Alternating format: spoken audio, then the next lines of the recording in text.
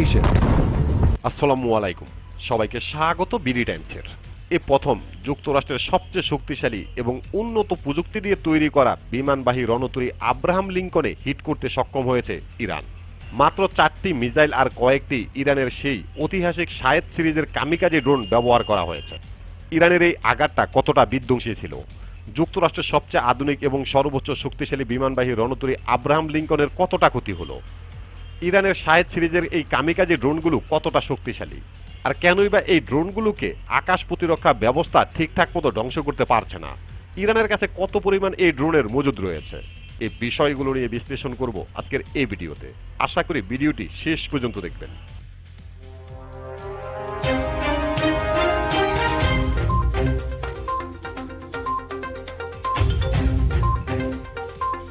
বর্তমানে সবচেয়ে ভয়াবহভাবে যুদ্ধে জড়িয়ে পড়েছে মধ্যপ্রাচ্যের ইসলাম প্রজাতন্ত্র দেশ ইরান।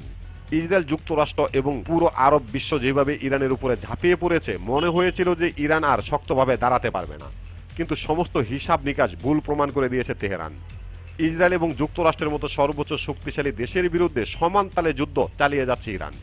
এরই মধ্যে খবর এসেছে এই প্রথম যুক্তরাষ্ট্রের সর্বোচ্চ শক্তিশালী সবচেয়ে আধুনিক বিমানবাহী রণতরী আব্রাহাম লিঙ্কনকে সঠিকভাবে হিট করতে সক্ষম হয়েছে তেহরান। মার্কিন বিমানবাহী রণতরী ইউএস আব্রাহাম লিঙ্কনকে লক্ষ্য করে সফল ড্রোন হামলা চালিয়েছে আইআরজিস, আর এই বিষয়টি নিশ্চিত করেছে খাদেম আল আম্বিয়া কেন্দ্রের সদর দপ্তর।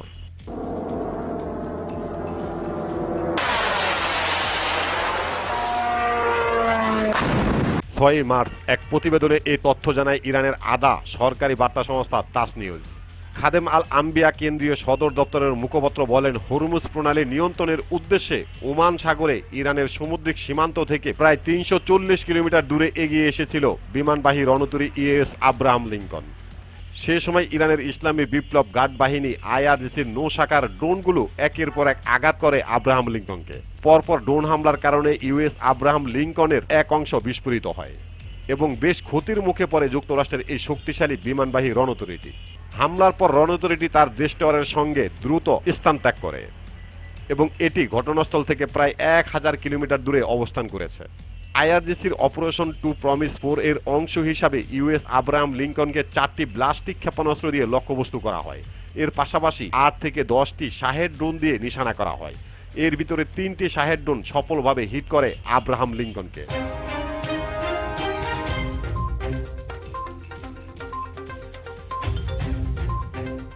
এখন প্রশ্ন হলো, পৃথিবীর সবচেয়ে আধুনিক প্রযুক্তি দিয়ে তৈরি করা যুক্তরাষ্ট্রের সবচেয়ে উন্নত বিমানবাহী রণতরী আব্রাহাম লিঙ্কনকে কিভাবে ইরান এভাবে হিট করতে সক্ষম হয়েছে?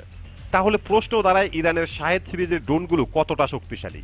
ইরানের শাহেদ সিরিজের ড্রোনগুলো ততটা আধুনিক নয়, তবে ইরানের এই ড্রোনগুলো একটু ভিন্নভাবে তৈরি করা হয়েছে। ইরানের এই ড্রোনগুলোর ক্ষমতা হলো, তারা যেভাবে আকাশের অনেক উচ্চতায় উঠতে পারে, ঠিক একইভাবে তারা অনেক নিচ দিয়েও উড়ে যেতে পারে। ইরানের এই শাহেদ ড্রোনগুলো এত নিচ দিয়ে চলতে পারে যে পৃথিবীর কোনো ড্রোন এত নিচ দিয়ে উঠতে পারে না। অনেক বেশি নিচ দিয়ে চলার কারণে সবচেয়ে শক্তিশালী আকাশ প্রতিরক্ষা ব্যবস্থাও তাকে শনাক্ত করাটা খুবই দায় হয়ে যায়। এর পাশাপাশি এই ড্রোনগুলো যেমন খুব দ্রুত গতিতে চলতে পারে, ঠিক তেমনি এই ড্রোনগুলো খুবই ধীর গতিতেও চলতে পারে। তাই আকাশ প্রতিরক্ষা ব্যবস্থার মাধ্যমে ড্রোনগুলো নিক্ষেপ করার পর এই ড্রোনগুলোকে ধ্বংস করা অসম্ভব হয়ে যায়। ইরান যদি 10 থেকে 15টি ড্রোন নিক্ষেপ করে, এর ভিতরে 2 থেকে 3টি ড্রোন লক্ষ্যবস্তুতে আঘাত করে।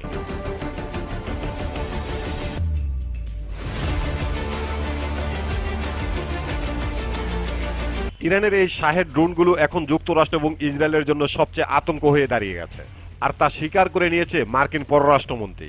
এর কারণ হলো, এই ড্রোনগুলো তৈরি করতে ইরানের খরচ হয় 20 থেকে 30 হাজার মার্কিন ডলার, কিন্তু এই ড্রোনগুলোকে ধ্বংস করতে হলে যুক্তরাষ্ট্র এবং ইসরায়েলের খরচ হয় 60 থেকে 70 লাখ মার্কিন ডলার।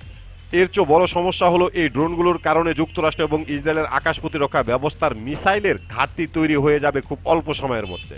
এর প্রধান কারণ হলো, যুক্তরাষ্ট্র এবং ইসরায়েল প্রতি মাসে তারা তাদের আকাশ প্রতিরক্ষা ব্যবস্থা তৈরি করতে পারে 7 থেকে 10টি, কিন্তু ইরান প্রতি মাসে তারা তাদের শাহেদ সিরিজের ড্রোনগুলো তৈরি করতে পারে 80 থেকে 150টি। এছাড়াও ইরানের কাছে অসংখ্য পরিমাণ এই ড্রোনের মজুদ রয়েছে, আর এই কারণে যুক্তরাষ্ট্র এবং ইসরায়েলের জন্য সবচেয়ে আতঙ্ক এখন ইরানের এই শাহেদ সিরিজের ড্রোন।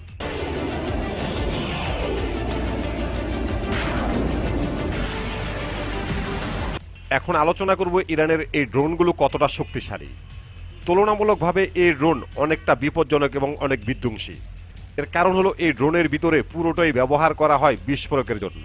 শুধু একটি মোটরসাইকেলের ইঞ্জিন ব্যতীত পুরো ড্রোনটি তৈরি করা হয় বিস্ফোরক দিয়ে। রাশিয়া ইউক্রেন যুদ্ধ থেকে শুরু করে বিভিন্ন জায়গায় ইরানের এই ড্রোন যথেষ্ট সাফল্য দেখিয়েছে। শাহেদ 136 ড্রোনগুলো 3.5 মিটার দীর্ঘ এবং এদের ডানার বিস্তর 2.5 মিটার। ব্লাস্টিক ক্ষেপণাস্ত্রের তুলনায় এই ড্রোনগুলো তৈরি করা খুবই সহজ এবং ব্যয়বহুল কম। ফলে চলমান এই সংঘাত দীর্ঘমেয়াদী রূপ নিলেও ইরান এগুলো ব্যবহার অব্যাহত রাখতে পারবে। এগুলো প্রায় 50 কেজি বিস্ফোরণ বহন করতে পারে, যা একটি বহুতল ভবন ক্ষয়ক্ষতি করার জন্য যথেষ্ট।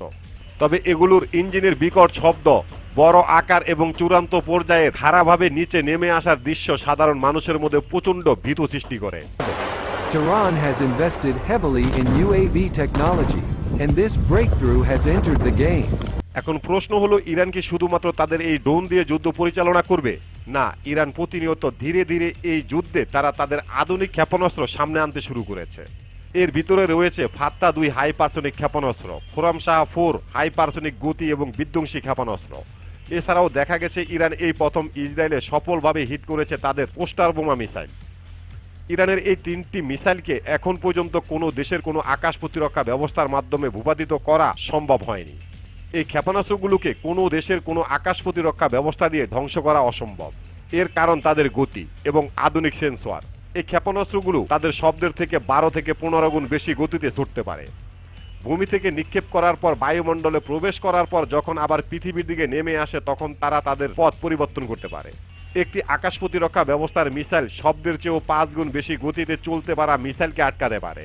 এর বেশি গতিতে চলা কোনো মিসাইলকে কোনো দেশের আকাশ প্রতিরক্ষা ব্যবস্থা প্রতিহত করতে পারে না।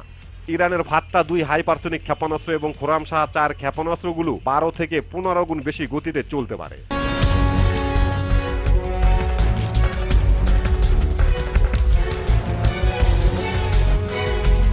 ইরানের এই ফাত্তা-2 হাইপারসনিক, খোরামশাহ 4 এবং কোস্টার মিসাইল যে কতটা ভয়ঙ্কর তা ইতিমধ্যে বিশ্বের কাছে দৃশ্যমান। সময়টা 5 মার্চ সকাল 10টায় ইসরায়েলকে লক্ষ্য করে ইরান এই 3টি মিসাইল নিক্ষেপ করে। এই 3টি মিসাইল সফলভাবে তাদের লক্ষ্যবস্তুতে নিখুঁতভাবে আঘাত করে। ইরানের এইসব মিসাইলের আঘাত যে কতটা ধ্বংসযোগ্য এবং কতটা বিধ্বংসী তা সবচেয়ে বেশি ভালো বলতে পারবে ইহুদিবাদী ইসরায়েল। ইসরায়েলের তেল আবিব, হাইফা বন্দর এবং বেন গুরিয়ান বন্দর অচল করে দিয়েছে ইরানের এই মিসাইলগুলো। ইসরায়েলে বসবাসরত জনগণ যেন পৃথিবীর বুকে নরক দেখেছে। কতটা বিধ্বংসী ছিল ইরানের এই মিসাইলের আঘাতগুলো, এই সম্পর্কে জানতে দেখতে পারেন আমাদের এই ভিডিওটি। প্রিয় দর্শক, আমাদের প্রতিটি ভিডিওর ইনফরমেশন উল্লেখযোগ্য ভেরিফাই পেজ থেকে সংগ্রহ করা। এরপরও যদি ভুল হয়ে থাকে তাহলে অবশ্যই কমেন্ট বক্সে জানিয়ে দিবেন।